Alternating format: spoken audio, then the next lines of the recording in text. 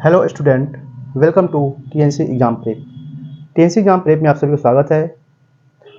हम लोग जिस सीरीज़ को स्टार्ट किए हैं जीके जीएस सीयूटी के लिए, उस सीरीज़ का ये छठा वीडियो है हम लोग आपके सामने ला रहे हैं। इस वीडियो में हम लोग क्या आप लोग को देते हैं, जीके और जीएस देते हैं। इसमें हम लोग देखते हैं कि ट्रेंड कैसा रहा 2023 का, और आज हम डिस्कस करने जा रहे हैं 1 जून 2023 शिफ्ट थर्ड का क्वेश्चन। 1 जून 2023 शिफ्ट तीसरे का क्वेश्चन। पहला क्वेश्चन है, during the revolt of 1857 who was the loyal commander of Nana Saheb from Kanpur. करें कि 1857 ईस्वी का विद्रोह कानपुर के नाना साहब का वफादार सेनापति कौन था। ऑप्शन दिया हुआ है लियाकत अली, अमर सिंह, बख्त खां, तात्या टोपे।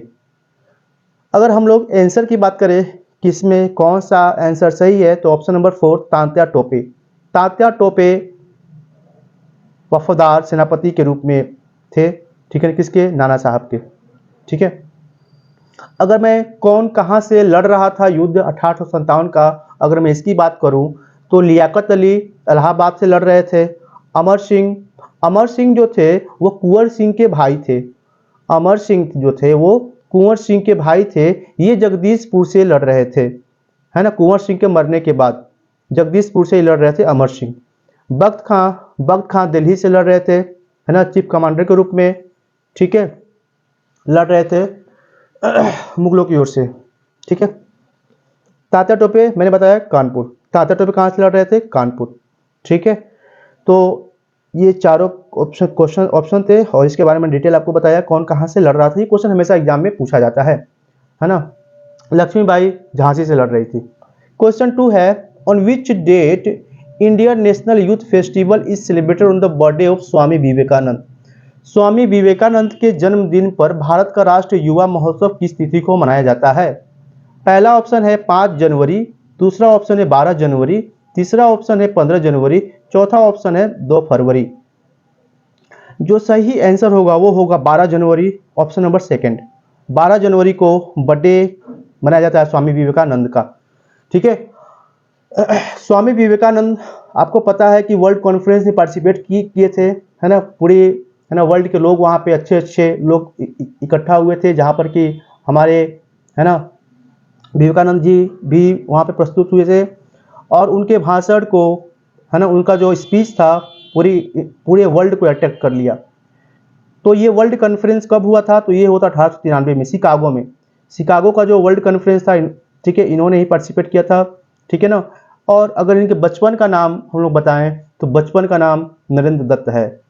ठीक है, विवेकानंद के बचपन का नाम नरेंद्र दत्त था। चलते हैं क्वेश्चन नंबर तीसरे की ओर। क्वेश्चन नंबर थर्ड क्या है। थर्ड कह रहा है, one nation one FASTag scheme implemented in which year. कह रहे कि वन नेशन वन फास्टैग योजना किस वर्ष लागू की गई। तो one nation one FASTag scheme, ये इसका ऑप्शन देख लेते हैं। 1 दिसंबर 2020, 1 दिसंबर 2019, 1 दिसंबर 2021, 1 दिसंबर 2022। इसका सही आंसर होगा सेकंड 1 दिसंबर 2019। 1 दिसंबर 2019 को ये योजना को इम्प्लीमेंट किया गया, लागू की गई थी। चलते हैं क्वेश्चन नंबर 4 की ओर। क्वेश्चन नंबर 4 कह रहा है, moon is also known as the. Moon is also known as the. चंद्रमा को किसी और नाम से भी जाना जाता है, उस नाम को बताना है। ऑप्शन है fossil planet, blue planet, red planet, evening planet. ठीक है, तो फोसिल प्लैनेट इसका आंसर होगा। पहला ऑप्शन इज करेक्ट, पहला ऑप्शन बिल्कुल सही है। फोसिल प्लैनेट जीवाश्म ग्रह कहा जाता है किसको, चंद्रमा को, because absence of any strong atoms. ठीक है, तो यहाँ पे अब्सेंस है किसी प्रकार का स्ट्रॉन्ग एटम्स का, इस वजह से इसे हम लोग क्या बोलते हैं, फॉसिल प्लैनेट बोलते हैं। ठीक है, तो यहाँ पे किसी प्रकार का एटमॉस्फेयर का, ठीक है ना, एटमॉस्फेयर का यहाँ पे, ठीक है ना, अब्सेंस है। एटमॉस्फेयर का यहाँ पे क्या है, अब्सेंस है। इस वजह से क्या बोलते हैं, इसे हम लोग फॉसिल प्लैनेट बोलते हैं। नीला ग्रह किसे कहते हैं, पृथ्वी को बोलते हैं नीला ग्रह। लाल ग्रह मंगल को बोलते हैं। इवनिंग प्लैनेट शुक्र को बोलते हैं, है ना, वेनस को बोलते हैं इवनिंग प्लैनेट। रेड प्लैनेट, है ना, रेड प्लैनेट मंगल को बोलते हैं, है ना। और फिर ब्लू प्लैनेट हमारा अर्थ हो गया, पृथ्वी हो गई। और फॉसिल प्लैनेट मून हो गया। तो ऑप्शन नंबर 1 4 का। क्वेश्चन 5 है, speed of sound will be fastest in, है ना, speed of sound is fastest in. तो यहाँ पे ऑप्शन सेकेंड होगा, जो दिया हुआ ऑप्शन है इसमें से ऑप्शन 2 होगा, ठीक है ना। देखो सबसे ज़्यादा स्पीड की बात करें, है ना, ध्वनि की, तो सबसे ज़्यादा सॉलिड में होता है, उसके बाद लिक्विड में, उसके बाद गैस में। सबसे ज़्यादा सॉलिड में, उसके बाद लिक्विड में, उसके बाद गैस में होता है, ठीक है। चलते हैं question number 6। Which blood group in human is universal donor. कौन सा ब्लड ग्रुप, रक्त समूह यूनिवर्सल डोनर है। तो ज़्यादातर लोग पता है ओ ग्रुप जो होता है यूनिवर्सल डोनर होता है। तो ऑप्शन नंबर 3 बिल्कुल सही है, 6 का 3। 7 पे चलते हैं। In which year Indian space research organisation ISRO has successfully established Chandrayaan 1, है ना, किस ईयर में, है ना, चंद्रयान 1 को लॉन्च किया गया था। In which year Indian space research organisation ISRO successfully established, है ना, चंद्रयान 1, है ना। तो बात करते हैं कब हुआ था। ऑप्शन देख लेते हैं पहले। पहला ऑप्शन दिया हुआ है 22 अक्टूबर 2009, 22 अक्टूबर 2010, 22 अक्टूबर 2008, 22 जुलाई 2019। तो यहाँ पर पहला जो चंद्रयान छोड़ा गया था, चंद्रयान 1, ये 22 अक्टूबर 2008 को, 22 अक्टूबर, ऑप्शन नंबर 3 बिल्कुल सही है। 22 अक्टूबर 2008 को छोड़ा गया श्रीहरिकोटा से। कहाँ से? श्रीहरिकोटा से 22 अक्टूबर 2008 को पहला चंद्रयान छोड़ा गया था। क्योंकि अभी 3 चंद्रयान जा चुके हैं, तो दूसरा चंद्रयान कब छोड़ा गया था? जुलाई 2019, जुलाई 2019, जो कि अनसक्सेसफुल रहा हमारा, ठीक है। अब थर्ड चंद्रयान कब छोड़ा गया? 14 जुलाई 2023 को, इसी साल छोड़ा गया था, सबको पता है, हमने काफ़ी खुशियां भी मनाई, ठीक है। तो 14 जुलाई 2023 को थर्ड चंद्रयान छोड़ा गया था। तो याद रखना, पहला, दूसरा, तीसरा। पहला 2008 में, दूसरा 19 में, तीसरा 23 में। आगे चलते हैं क्वेश्चन नंबर 8 की ओर। Titan is largest natural satellite of which planet. जो टाइटन है वो लार्जेस्ट प्लैनेट है, लार्जेस्ट ग्रह बोल सकते हैं, है ना, उपग्रह बोलते हैं इसे, ठीक है ना, क्या बोलते हैं? उपग्रह बोलते हैं, या फिर तो यहाँ पे प्राकृतिक उपग्रह बोलते हैं, ठीक है। नेचुरल होता है, ये नेचुरल सैटेलाइट होते हैं ये सब। तो कह रहे हैं कि किसका है ये, है ना, किसका सैटेलाइट है टाइटन। ऑप्शन दिया है वेनस, सैटर्न, प्लूटो, नेपच्यून। तो ये शनि का है। शनि का कौन है? टाइटन, ठीक है। तो ऑप्शन नंबर 2 बिल्कुल सही है, सैटर्न, शनि, है ना। शुक्र जो है पृथ्वी से सबसे नजदीक ग्रह है। प्लूटो को 2006 में, है ना, प्लैनेट की श्रेणी से हटा दिया गया है, ग्रहों की श्रेणी से हटा दिया गया था। अब के समय में 8 ही प्लैनेट माना जाता है, ठीक है। ओके, आगे बढ़ते हैं क्वेश्चन नंबर 9 की ओर। क्वेश्चन नंबर 9 कह रहा है, big bang theory regarding the origin of the universe was given by. Big bang theory, है ना, ओरिजिन ऑफ यूनिवर्स के रिगार्ड में, है ना, ब्रह्मांड की उत्पत्ति के संबंध में, है ना, किसके द्वारा दिया गया था। ऑप्शन दिया हुआ है हरमन बॉन्डी, ऑप्शन सेकंड दिया है थॉमस गोल्ड, ऑप्शन 3 दिया हुआ है ई जॉर्ज लेमेत्री, ऑप्शन 4 दिया हुआ है डॉक्टर एलन सुंडिस, है ना। तो 9 का जो ऑप्शन होगा वो ऑप्शन नंबर 3 बिल्कुल सही है, जॉर्ज लेमेत्री, ई जॉर्ज लेमेत्री बिल्कुल सही है, 9 का ऑप्शन नंबर 3। चलते हैं क्वेश्चन नंबर नेक्स्ट की ओर। Question number 10। क्वेश्चन नंबर 10 है हमारा, सूची 1 को सूची 2 से मिलान करना है। निकनेम दिया हुआ है और एमिनेंट पर्सन का, है ना, प्रख्यात व्यक्ति हैं, उनका नाम दिया, उपनाम दिया हुआ है। इसको किस नाम जानते हैं, देखते हैं। दीनबंधु, और क्या दिया हुआ है? आंध्र केसरी, देशबंधु, फ्रंटियर, ठीक है। अगर हम लोग बात करें फ्रंटियर की, डी ऑप्शन देखो आप लोग, फ्रंटियर गांधी कहते हैं किसे? अब्दुल गफर खान को। अब्दुल गफर खान को क्या बोलते हैं हम लोग? फ्रंटियर गांधी। तो डी का क्या हो रहा है? 1। फ्रंटियर गांधी के नाम से किस जानते हैं हम लोग? अब्दुल गफर खान को, ठीक है ना। तो अब्दुल गफर खान हो गए, तो डी का 1। अब डी का 1 हम लोग ऑप्शन में मैच करते हैं, मिलान करते हैं। अपना आंसर देखते हैं कि कौन सा सही है, विकल्प चुनते हैं। तो डी का 1 हमें मिल गया, पहला ऑप्शन बिल्कुल सही है, एक ही दिया हुआ और डी का 1 सही भी है। ठीक है, ए का 4 CF एंड्रयूज दीनबंधु, ठीक है, B3 आंध्र केसरी, है ना, बी का 3 हो गया टी प्रकाशन, ठीक है, देशबंधु C2 CR दास। ओके, तो ये रहा ऑप्शन, है ना, 10वें का पहला। व्हाट इज ब्लू मून, 11वां क्वेश्चन है, what is blue moon, blue moon क्या है। ऑप्शन देखते हैं, moon during total lunar eclipse, पूर्ण चंद्र ग्रहण के दौरान चंद्रमा। सेकेंड है a sequence of 4 total lunar eclipse, 4 पूर्ण चंद्र ग्रहणों का क्रम। ऑप्शन थर्ड दिया हुआ है, second full moon of the 2 full moon in a month, एक माह में 2 पूर्णिमाओं में से दूसरी पूर्णिमा। चौथा दिया हुआ है full moon closest to the earth, पूर्णिमा पृथ्वी के सबसे निकट। ठीक है, तो ये 4 ऑप्शन दिए हुए हैं, चारों में देखते हैं कौन सा सही है। तो ऑप्शन नंबर थर्ड बिल्कुल सही है, second full moon of the 2 full moon in a month, एक माह में 2 पूर्णिमाओं में से दूसरी पूर्णिमा, एक माह में 2 पूर्णिमाओं में से दूसरी पूर्णिमा को ब्लू मून कहते हैं। चलते हैं क्वेश्चन नंबर 12 की ओर। Question number 12, half life of C14 is around year. ठीक है, कह रहा है कि half life of C14, carbon 14, एक कार्बन 14 होता है, कार्बन 12 होता है, तो ये कार्बन 14 की बात कर रहा है। कह रहा है कि C14 का हाफ लाइफ आधा जीवन कितना होता है। ऑप्शन दिया है हुआ है 4700, ऑप्शन सेकंड दिया हुआ है 5700, ऑप्शन 3 दिया हुआ है 5000 और 4 दिया हुआ है 4500। जो इसका सही आंसर होगा वो होगा 5700, है ना, लगभग लगभग होता है 5700, प्लस माइनस थोड़े मोड़े होते रहते हैं, लेकिन 5700 इसका आंसर होगा सी, हाफ लाइफ। क्वेश्चन नंबर 13 की ओर चलते हैं। क्वेश्चन नंबर 13 क्या कह रहा है। क्वेश्चन नंबर 13 कह रहा है, Chilka lake is situated in which place. जो चिल्का झील है किस स्थान पर स्थित है, चिल्का झील किस स्थान पर स्थित है। ठीक है, ऑप्शन है Jammu and Kashmir, option second है राजस्थान, ऑप्शन थर्ड है उड़ीसा, ऑप्शन 4 है हिमाचल प्रदेश।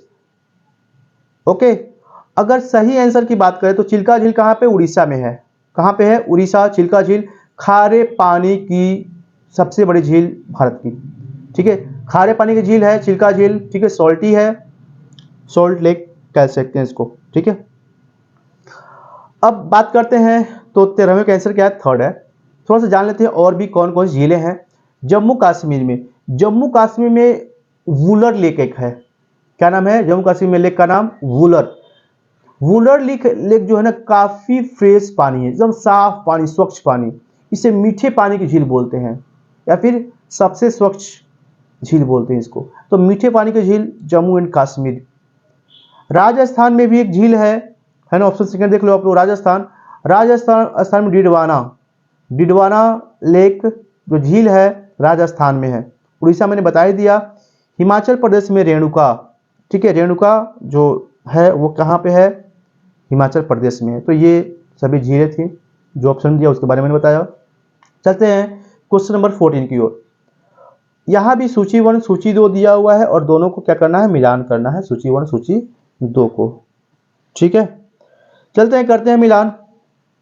इंटरनेशनल लाइन है, अंतर्राष्ट्रीय रेखा है, और बिटवीन 2 कंट्रीज, 2 देशों के बीच का।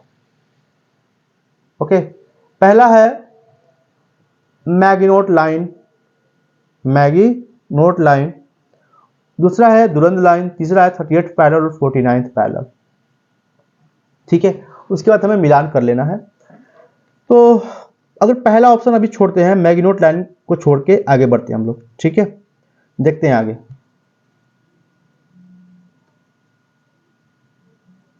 तो दुरंत लाइन कहां पर है, तो ये पाकिस्तान और अफगानिस्तान के बीच में है।